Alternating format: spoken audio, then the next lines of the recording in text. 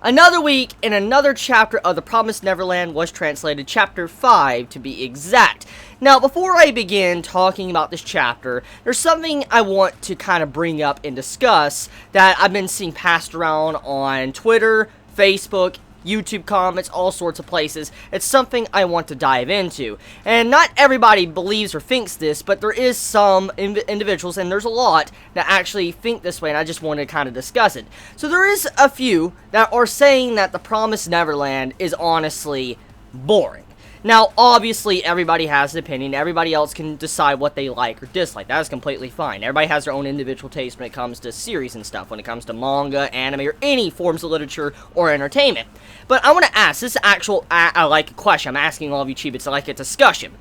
Do you think The Promised Neverland is boring? Because the arguments I am seeing from individuals is saying that The Promised Neverland seems to be too slow-paced. Like, it's taking too long for the children to escape the entirety of this farm, and it's just taking way too long. There's not much progression, and people want to see the outside world. That's what I'm seeing, kind of the complaints going on. Now, granted, I like the slower pace that we're getting in the series. In my personal opinion, I have been enjoying the series and what we've been getting, but obviously there's many out there that might not like what we're getting with these recent chapters, so I'm just asking a question. I'm not just saying, asking randomly. I just want to know your honest thoughts, Chibits. How do you feel about The Promised Neverland so far?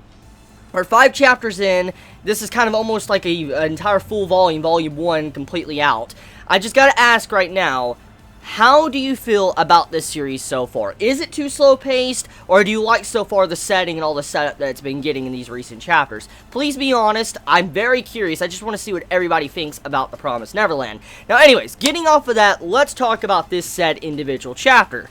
Okay, so one of the big things about this chapter is, at the end, we are introduced to a new adult character that is also going to be like a new mother, or a maid. And this adds a very big wrench in the plans of our 3 main characters, because now, it's not just the mother or the farmer, there's multiple farmers on the farm now. It's not just one, it's now 2. And as always, 4 eyes are better than 2 eyes. I mean, think about it. If you have two people looking around, they can kind of keep track of a lot more things. You can have it to where the mother, she's doing chores, she's taking the children out to, go have fun or play around. And when you have the other one checking everywhere and paying attention to the trackers to see if anyone kind of sneaks off and does some shady shit. So because of this, we instantly know with 2 adults being there, this is going to be even harder. It just multiplied even harder to escape this entire farm, because you most likely will have someone that's on the night shift and someone on the day shift. Now, we're assuming if, this new maid is actually human. If this new maid is human, most likely they're going to work in shifts. You're going to have it to where, the new one is probably going to be like a night shift maid, where it's going to be watching around and all that to make sure nobody's doing some sneaky shit around nighttime. And then, the mother's probably going to be the daytime maid and watching over everybody else as well. I'm assuming that's what's probably going to happen. But let's just talk about the situation here. As I brought up in last week's episode, is that one of the easiest ways to go about this is probably to kill both of the farmers now. It is. Now, there's 2 people, and honestly, it's going to be hard to take them out. We don't know necessarily if this new farmer is a demon or a human. I mean, we don't really know at this time. We have no idea if this person is demon or human, but we do know, however, that if they were trying to take out both of these 2 at the same time, it's going to be incredibly hard, because, I mean, just children overpowering 1 adult is hard enough, but having to overpower 2 adults if they did have to kill them, that's even harder, especially at their age, with the mental, how you would have to deal with it mentally, and then also having to take them down and then remove the transmitters from them, and then figure out where you're being tracked from. It just, overall, it's a very hard job. So because of this finale of this chapter, it makes the situation a hell of a lot worse, because now they're being cornered. They're completely cornered right now. They can't really make much movement anymore, because you can always have one probably watching around for the children to where they're at, and another can go about their day and do what they normally do. So it's very, very, very, very bad.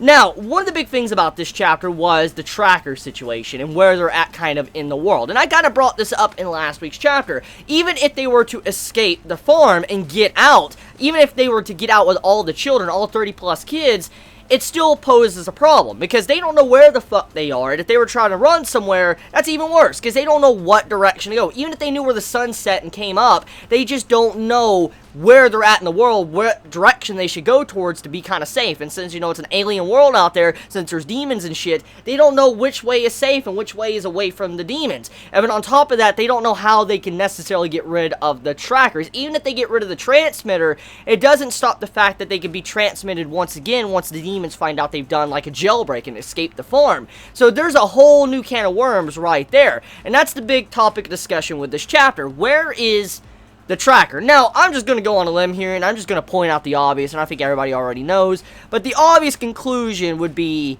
the serial code on there. The barcode, which is like a stamp ID on them, which what you would see on cattle or something. It's a stamp ID showing what number they are when they probably came on the farm. That's kind of what it is. And I'm willing to bet you that that's where the tracker is. If it's not the ink or whatever, what they were tattooed with, if it's not that, that's the transmitter, and most likely that ink and tattoo on their neck is hiding a scar.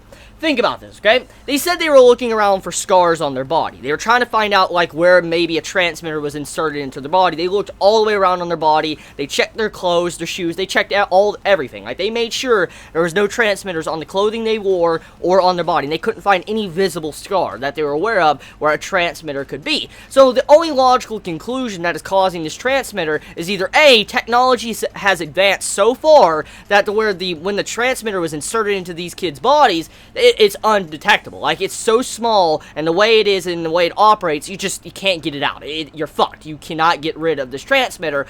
Or the transmitter is on the serial code on their neck. For instance, it's either the ink that's transmitting it, or most likely it's hiding a scar. Maybe it's been tattooed over a scar, and they can't make out the scar because of the black ink. You get my point. I feel like that's where the transmitter is, and they're probably going to have to look at that thing, and that's going to probably be really bad. I mean, if they try to dive into their neck and start cutting it up, obviously the mother's going to realize that. I mean, you think about it. If they start trying to cut into their neck, and then the next morning comes around, the mother's like, what the fuck? Why is your neck all fucked up? You bleeding? That she'll instantly realize that they were trying to get rid of a transmitter.